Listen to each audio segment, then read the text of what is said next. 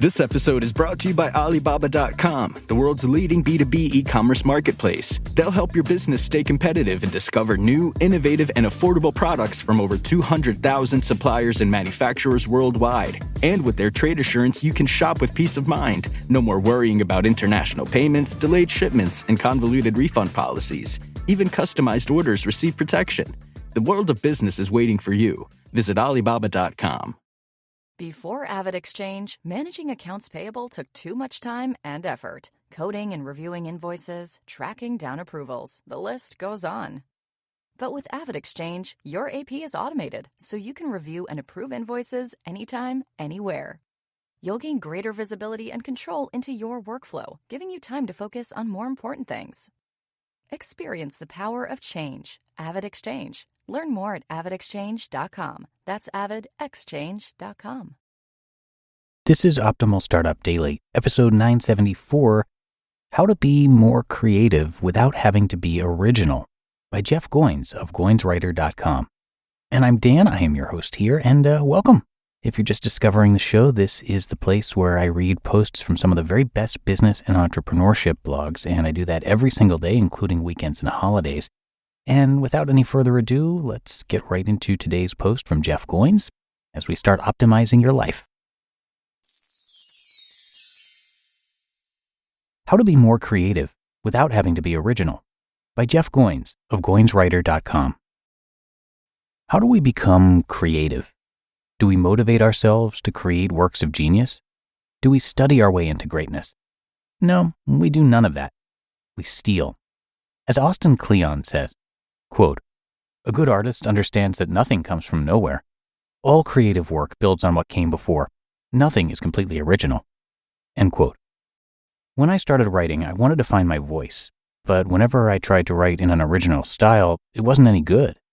For a long time, I thought this was what real writers did. They must have been born with some innate talent, some style just waiting to get onto the page. Turns out that's simply not true.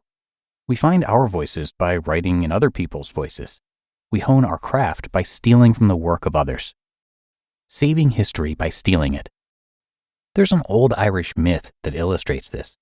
In the story, a young monk named Columcille steals a manuscript from an abbot in hopes of copying it. When the young monk's theft is discovered, the abbot demands it. Columcille refuses, and the case is brought before the High King, who demands the monk return both documents. The young monk impulsively tells his father, who is also a king, and what ensues is a battle, leaving the abbot dead and the monk plagued with guilt. To atone for his sins, Columcille is banished from Ireland and lives out his exile on a small island named Iona just off the coast of Scotland. At Iona, Columcille spends the remainder of his days paying penance through acts of service to the church and Western culture. He and his band of monks spend their time copying ancient documents and preserving them for posterity. Like their founder, they copied the work they loved, preserving it for future generations. They were stealing too. Iona soon became a refuge of Western culture, one of a few sites in the world where art and culture were preserved while barbarian hordes tried to destroy it. The documents those monks copied would prevail through the Dark Ages, saved from destruction and preserved for the future. A band of Irish monks rescued Western culture from near annihilation. How? Not by doing original work.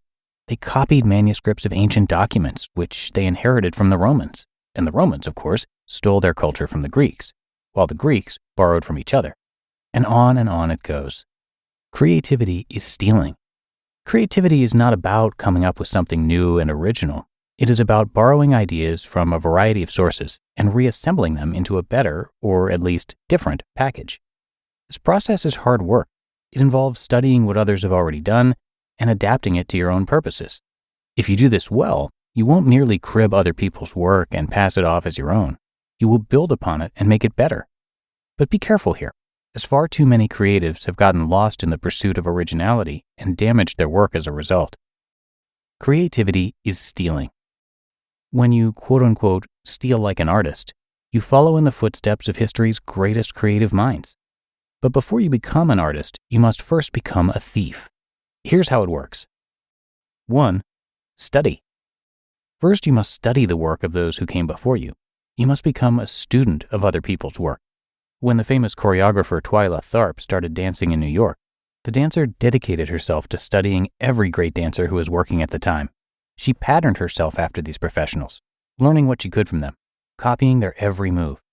I would literally stand behind them in class, she said, in copying mode and fall right into their footsteps. Their technique, style, and timing imprinted themselves on my muscles.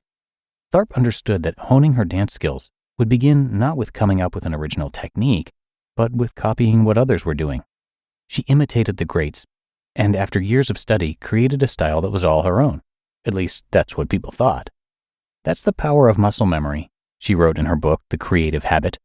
It gives you a path toward genuine creation through simple recreation.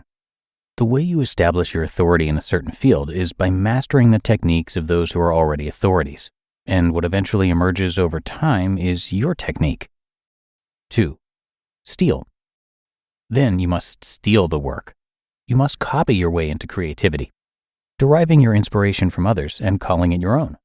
For generations, writers have done this by copying the words of their favorite authors verbatim. Hunter S. Thompson did this with the work of his idol, F. Scott Fitzgerald, when he wrote out the pages of The Great Gatsby to get a feel for, quote, what it was like to write that way, end quote.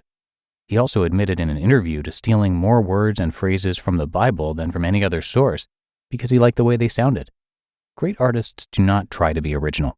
They copy the work of both masters and peers, word by word, stroke by stroke. They mimic what they admire until those techniques become habitual. Tharp once said, quote, skill gets imprinted through action, end quote. We create by copying, and as we do, the skill becomes embedded into our memory. So how do you do this ethically? Well, first you give credit where credit is due. You list your sources. You acknowledge your influences, and you steal from not just one place, but many places. And you recombine all that work into a hodgepodge, a mosaic, that other people will dare to call original. The work of an artist, then, is not so much about creating things as it is about curating them. And 3, share. Finally, you share the work with others. This is the point at which the work you steal becomes generous.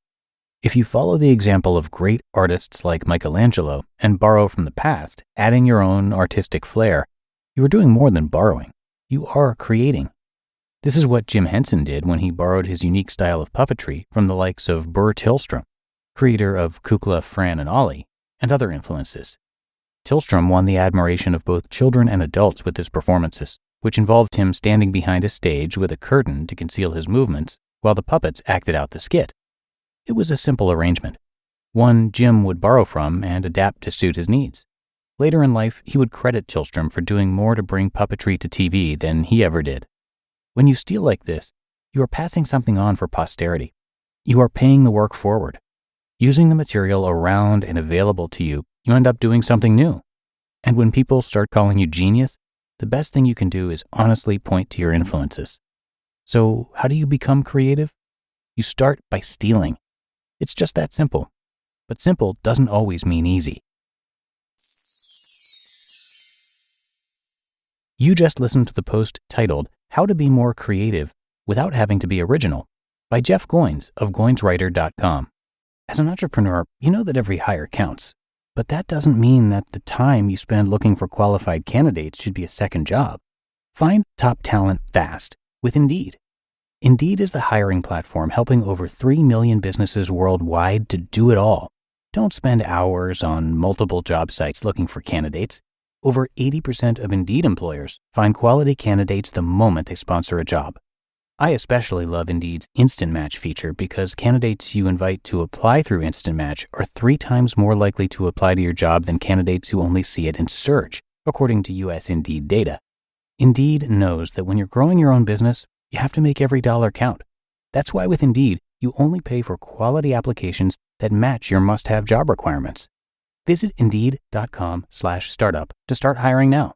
Just go to Indeed.com/startup. Indeed.com/startup.